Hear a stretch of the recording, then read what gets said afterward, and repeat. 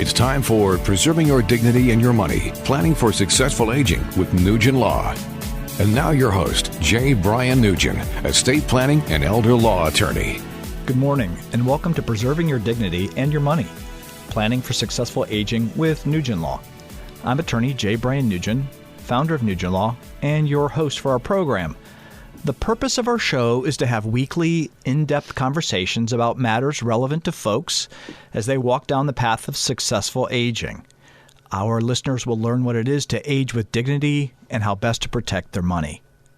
I've been practicing law for 3 decades. I'm licensed to practice in Indiana, Ohio, Michigan, and Florida, and actively represent clients in all 4 states. My practice, the attorneys, and our interdisciplinary team of professionals who practice with me concentrate on working with clients in estate planning and elder law and areas related to them, like estate and trust administration, guardianships, and planning for those with special needs. I'd like to mention that if you care to meet with any of the team members at Nugen Law at either our Auburn or Fort Wayne office, please call us at 260-925-3738 or send a message to us through our website, www.nugenlaw.com. That's www.nugenlaw.com.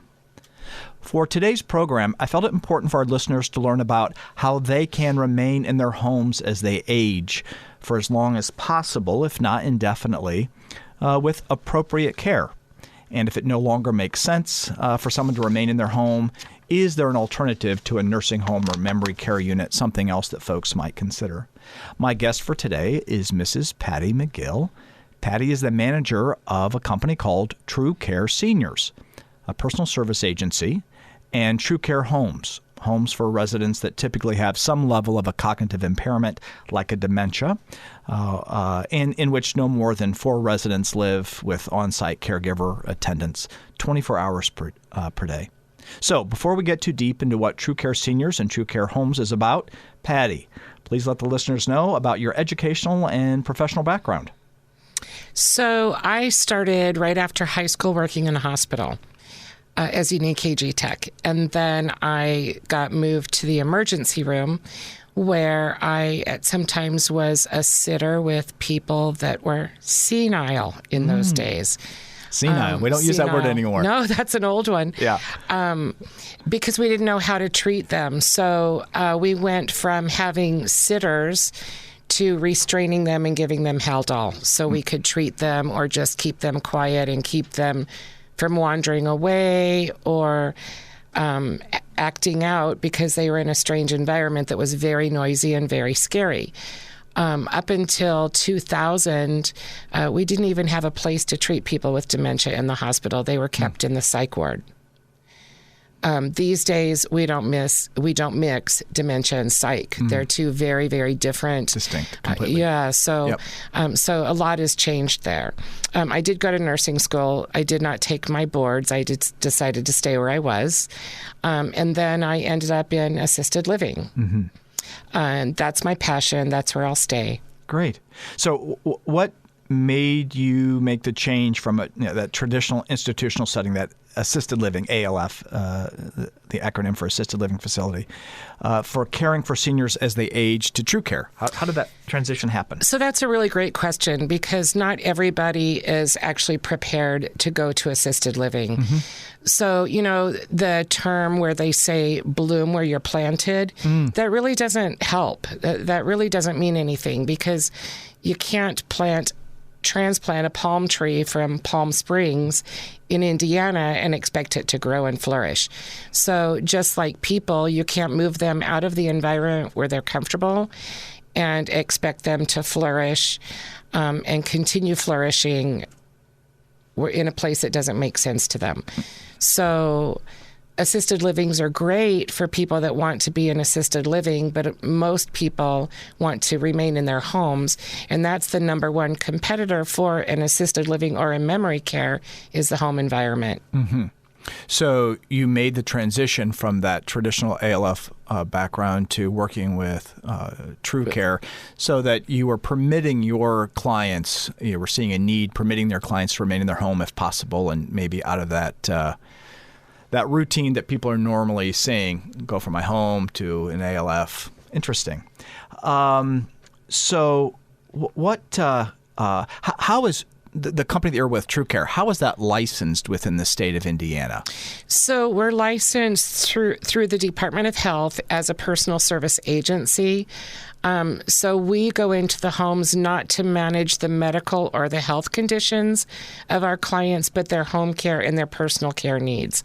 So we do housekeeping, laundry, we prepare meals, we can take them to do their grocery shopping, we assist them getting showers, getting dressed, and we also provide a lot of companion care. So we provide some social stimulation for people that live in their homes alone. Mm-hmm. And if folks are having troubles remembering to take their medication or when to take their medication, are your employees, your caregivers, able to remind them about that? Yes. So we give them medication reminders and make sure that their medications are given on time with food, without food, however it's prescribed by the physician, because the food and medication go hand in hand. Mm-hmm. So it's important that they either have it on an empty stomach or with food for it to process properly. My experience when working with TrueCare is that you can see the difference in the client between the time that you step in and your caregiver is there and they start working with that caregiver. They have regular meals. They're being bathed on a regular basis. They have engagement with the caregivers that's there. You can see the change in the person in a positive way. Absolutely. I mean, there's a lot to be said about dignity, and when someone's not able to take care of themselves, then their self-esteem starts to crumble, and so does their cognitive ability. Sure. So it's really important that they have a routine, that they always feel good, and that they feel like they look good. Nice. Well said. We're going to talk about TrueCare homes in a minute. But before we do that, let's talk about TrueCare seniors. So what types of services, well, I guess we've covered that. The services that they're providing, it's assistance with ADLs, activities of daily living, bathing, dressing, using the restroom, meal preparation, assisting them in eating if need be, etc. How is it that when you're looking at meeting that client where they are, how are we defining home for that client? Is it always a traditional brick and mortar home, stick-built home in a subdivision, or could you provide care for your clients in a place other than that? So home to the client is where they're comfortable, where they feel safe, and where they're taken care of, and where they feel like they can take care of themselves as well. So in any home environment, you want them to be as independent as possible.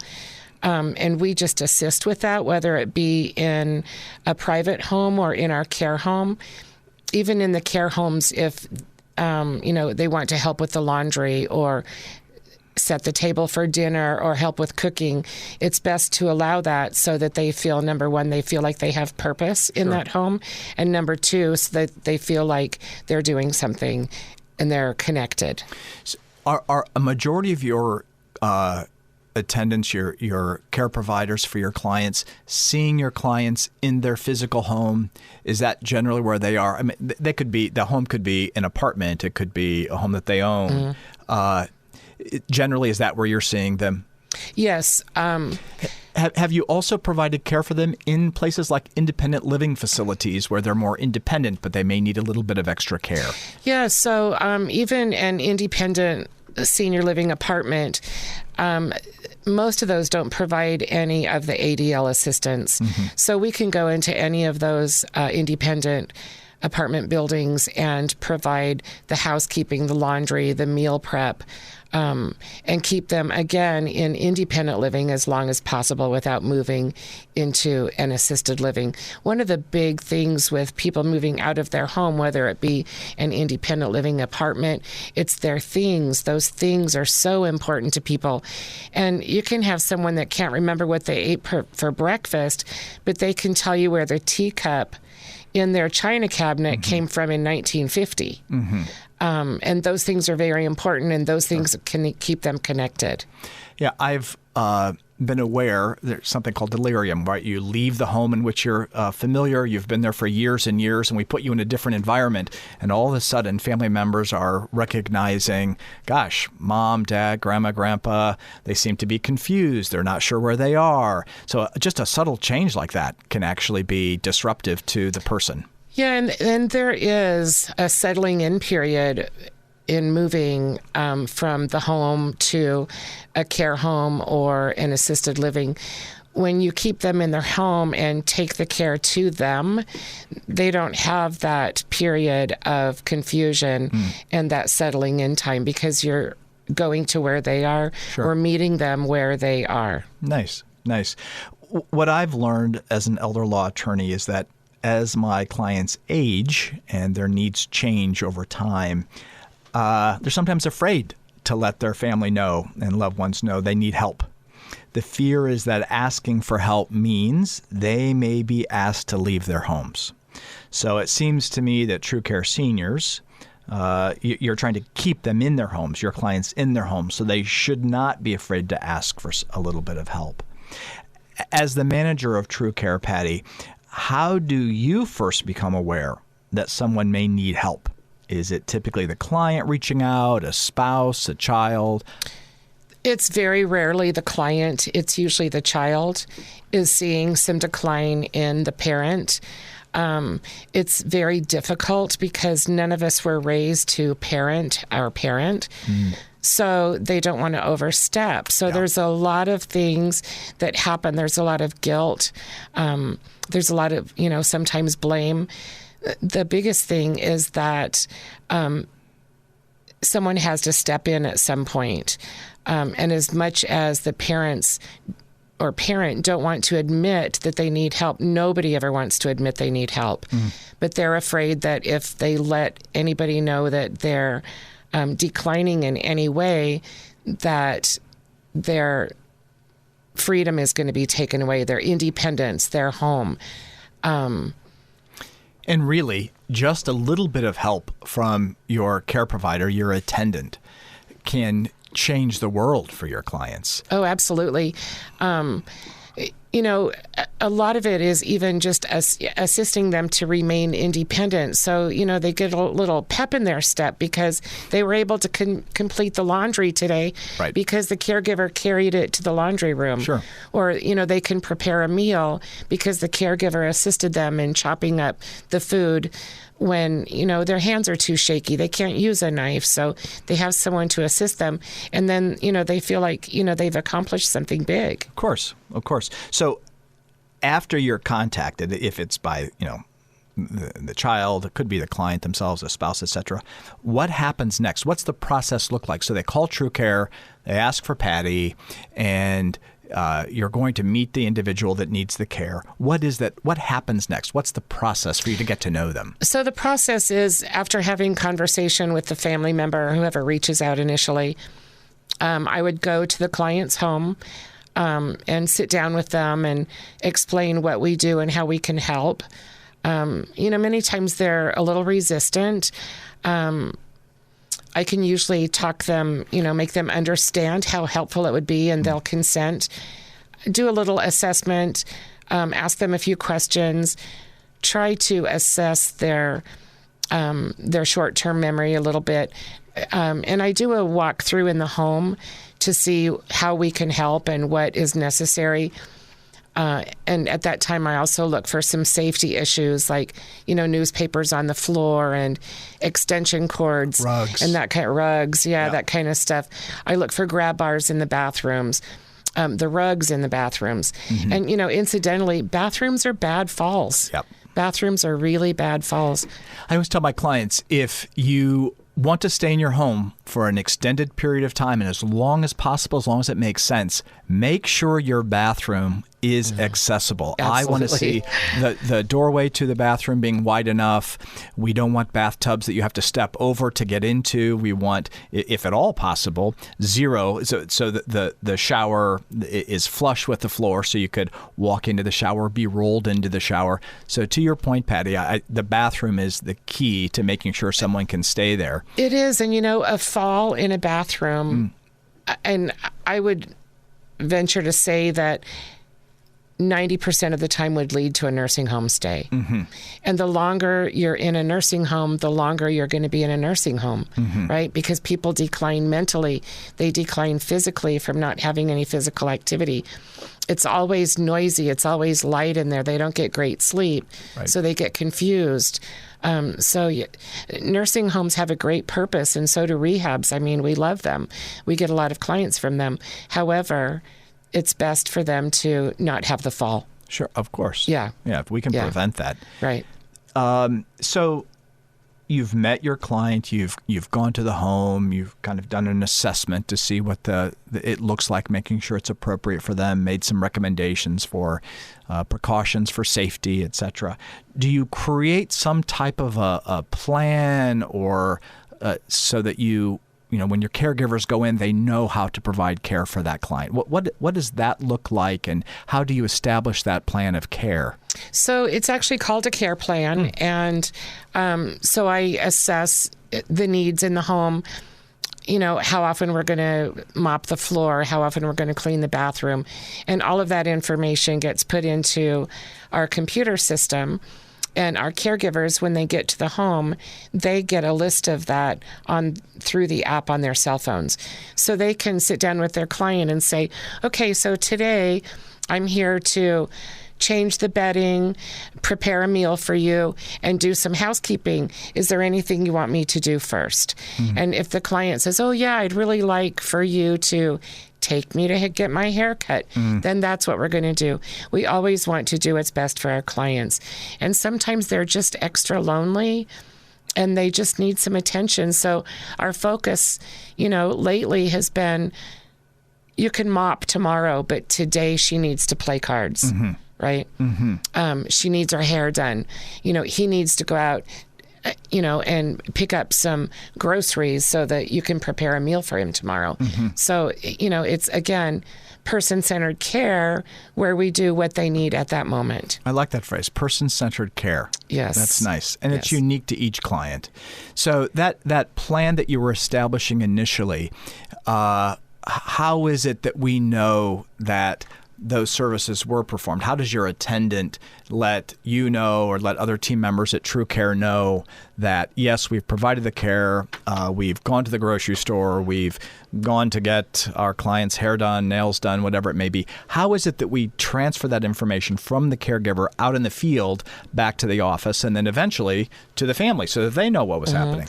So they check off their tasks in the app on their phone at the end of their shift.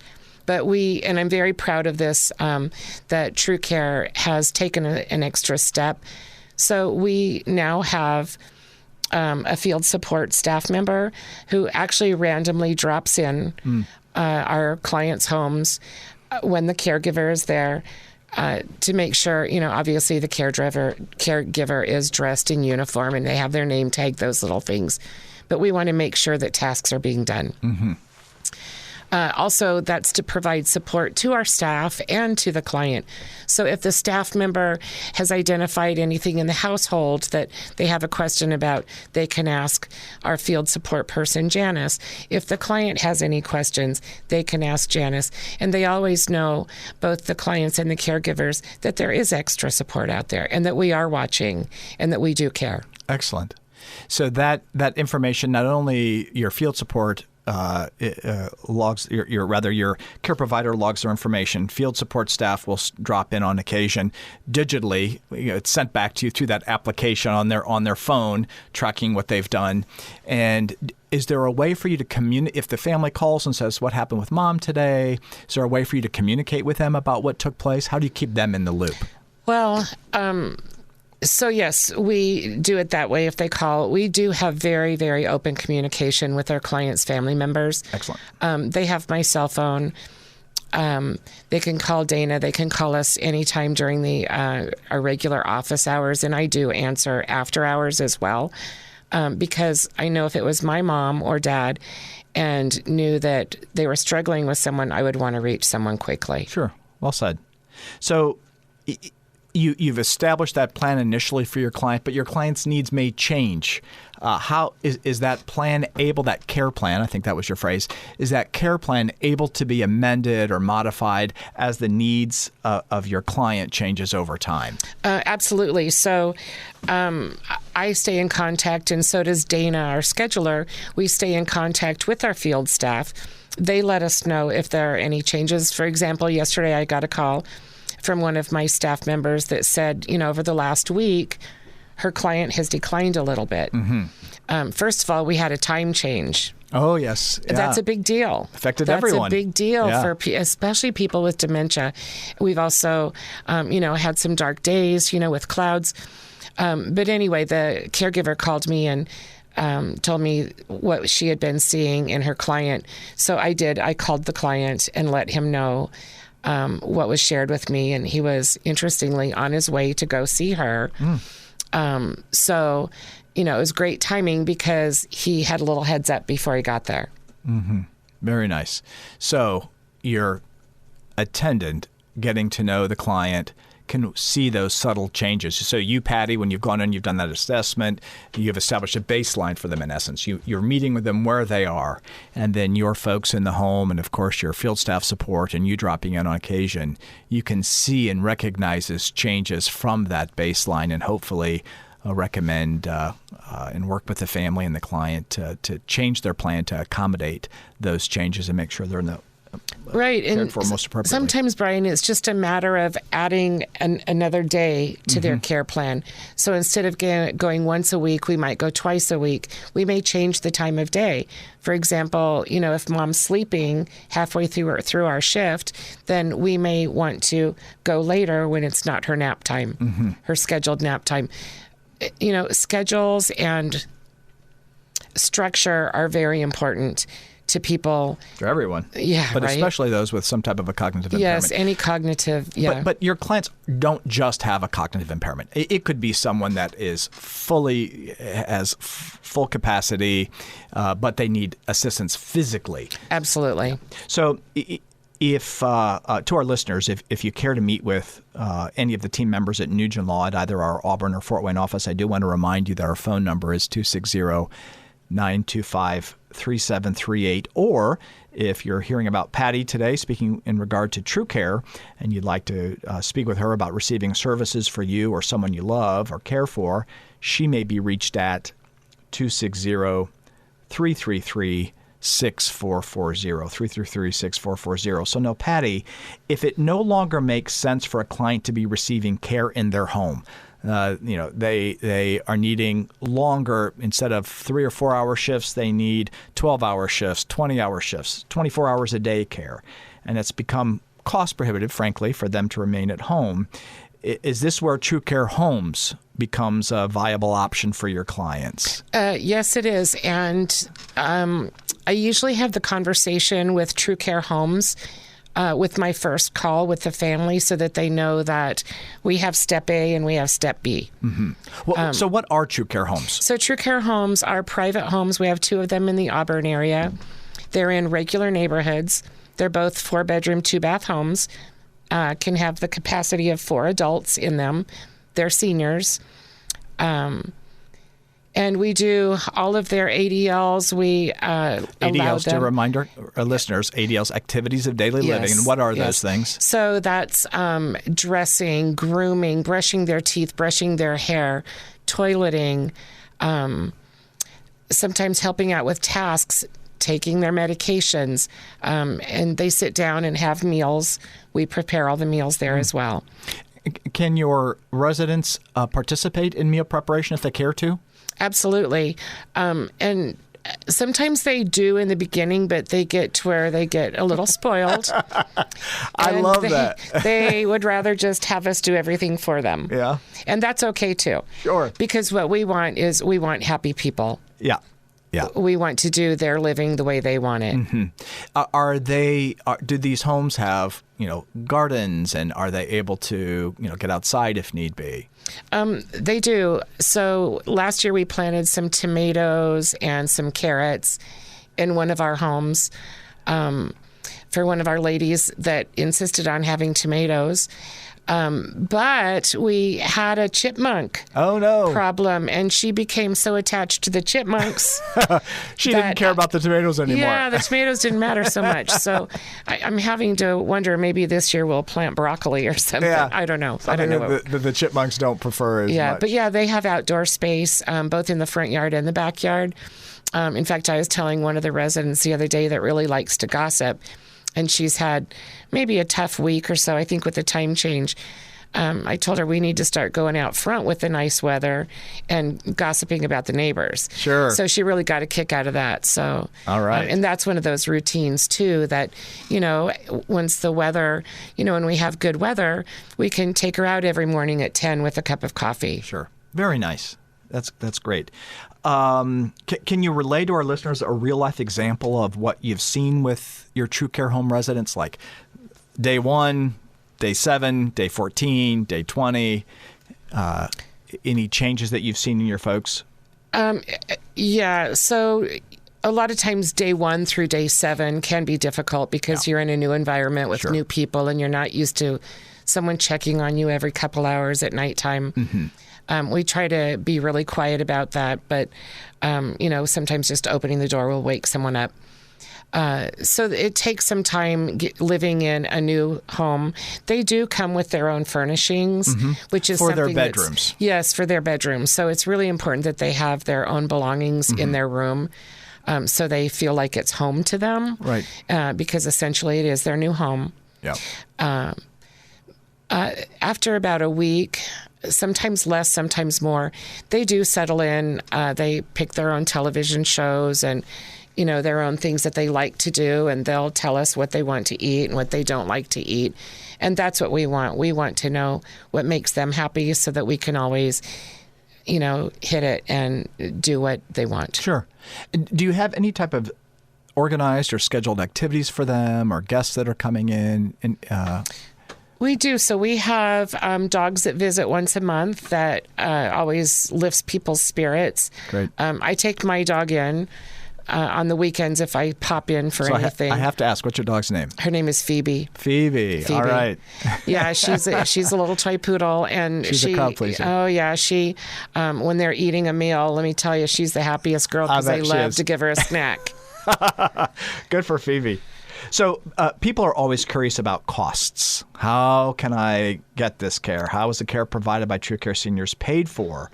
And then how are services at TrueCare Homes paid for? So let's first talk about TrueCare Seniors. Generally, how are those services paid for? So with TrueCare Seniors, there are a few different options. So we accept Medicaid programs.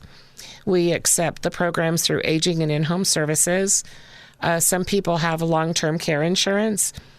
We can bill them. They pay for in-home care. We also accept the VA, the Veterans Insurance. And privately pay. And private pays, sure. Yes. So one of the things that Nugen Law does for our clients is when we're getting them on Medicaid and protecting assets and getting them those benefits so they can pay for care like TrueCare would provide in their home. And how about TrueCare Homes? How are the TrueCare Homes costs paid for by your residents? So TrueCare Homes are cash or long-term care insurance. Excellent.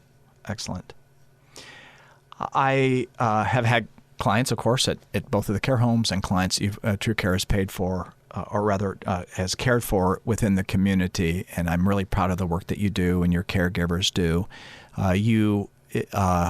You're in Allen County, DeKalb County, Noble County, Whitley County, Steuben. Yeah, so all over northeastern Indiana. Right, and there's no limit, right? So if we can always expand. if we have someone that applies, 2 or 3 people from Elkhart County, for example, and we see a need in Elkhart, we can expand to Elkhart. Great. So to our listeners, if you care to meet anyone from the Nugen Law team at either Auburn or Fort Wayne office, please give us a call at 260-925-3738. Find us online at www.nugenlaw.com, NUGENLAW.com, or to contact TrueCare, please call Patty McGill at 260-333-6440. Thank you for listening to Life Care Planning with Nugen Law. And to our guest, Mrs. Patty McGill with TrueCare, we appreciate your time. I look forward to next weekend, Saturday morning at 9 a.m. for Life Care Planning with Nugen Law. Enjoy your weekend. Take care. You've been listening to Preserving Your Dignity and Your Money, Planning for Successful Aging with Nugen Law. For more information, log on to NugenLaw.com or email help@NugenLaw.com. Nothing stated in today's program should be considered as legal advice, should not be considered as having created an attorney-client relationship between show host and guests and any listener. Nugen Law is not liable for anything that happens as a result of a listener relying on provided information as legal advice. The content is for informational purposes only.